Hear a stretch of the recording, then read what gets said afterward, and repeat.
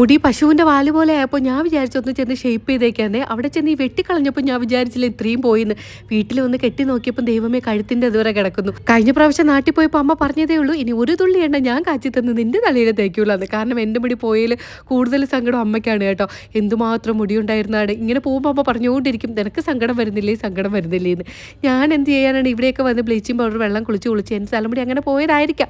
അല്ലെങ്കിൽ ഞാൻ അങ്ങനെ തലമുടിയിൽ വലിയ കെയറൊന്നും കൊടുക്കാറില്ല കേട്ടോ. പോട്ടെ, ഇനിയെങ്കിലും സംരക്ഷിക്കാൻ ശ്രമിച്ച് തുടങ്ങണം. അപ്പോൾ ഉപ്പിലിട്ട് വെച്ചിരുന്ന നെല്ലിക്കയൊക്കെ നല്ല സെറ്റായിട്ട് ഇരിപ്പുണ്ട്. നല്ല ഉപ്പും മുളകും ഒക്കെ പിടിച്ചിട്ട് നല്ല എരിവുണ്ടായിരുന്നു കേട്ടോ. അപ്പോൾ നല്ല അടിപൊളി ടേസ്റ്റ് ആയിരുന്നു. അപ്പം ഞാനേ ഇങ്ങനെ വിചാരിക്കും, ഈ നോൺ വെജ് ഒക്കെ കഴിക്കാതിരിക്കുന്ന ആൾക്കാരില്ലേ, അവരെന്ത് കറിയൊക്കെ വെച്ചായിരിക്കും ഡെയിലി ഒപ്പിച്ച് പോകുന്നതെന്നേ.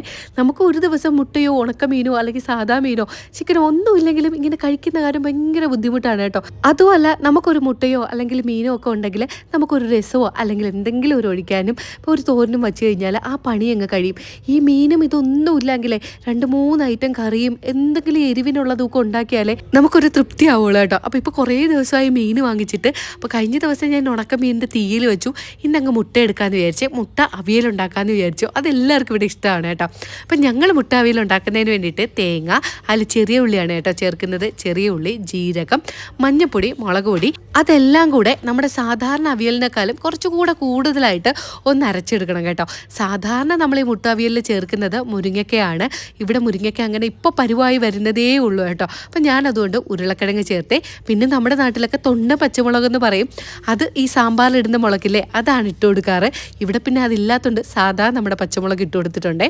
പിന്നെ ഒരു കാര്യം, നിങ്ങൾ ഉപ്പിട്ട് കൊടുക്കുമ്പോൾ ഒന്ന് സാധാരണ നമ്മൾ അവിയലിന് ഇടുന്നതിനേക്കാളും കുറച്ച് ഇട്ട് കൊടുത്താൽ മതി കേട്ടോ. പെട്ടെന്ന് ഇതിലങ്ങ് ഉപ്പ് കൂടുന്നത് പോലെ എനിക്ക് തോന്നിയിട്ടുണ്ടേ. കുറച്ച് കറിവേപ്പിലയും കൂടി ഇട്ടിട്ട് ഇതിനെ അങ്ങ് തിളപ്പിച്ച് ഒന്ന് ഏകദേശം വറ്റി വരാറാവുമ്പോൾ നമുക്ക് 2ആയിട്ടോ 4ആയിട്ടോ മുറിച്ച് വെച്ചിരിക്കുന്ന മുട്ടയും കൂടി ഇട്ട് കൊടുക്കാം. മുട്ട ഇടുമ്പോൾ ആദ്യം നിങ്ങൾ കമഴ്ത്തി ഇട്ട് കൊടുക്കണം.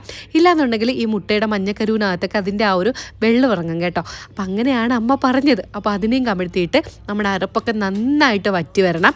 എന്നിട്ട് പച്ച വെളിച്ചെണ്ണയും കൂടെ ഒഴിച്ചു കൊടുക്കുമ്പോഴേ ഒരു മണമുണ്ട്. ഇനി മുട്ട കിട്ടുമ്പോൾ ഇതുപോലെ ഉണ്ടാക്കിയിട്ട് ഉറപ്പായിട്ടും അഭിപ്രായം പറയണം.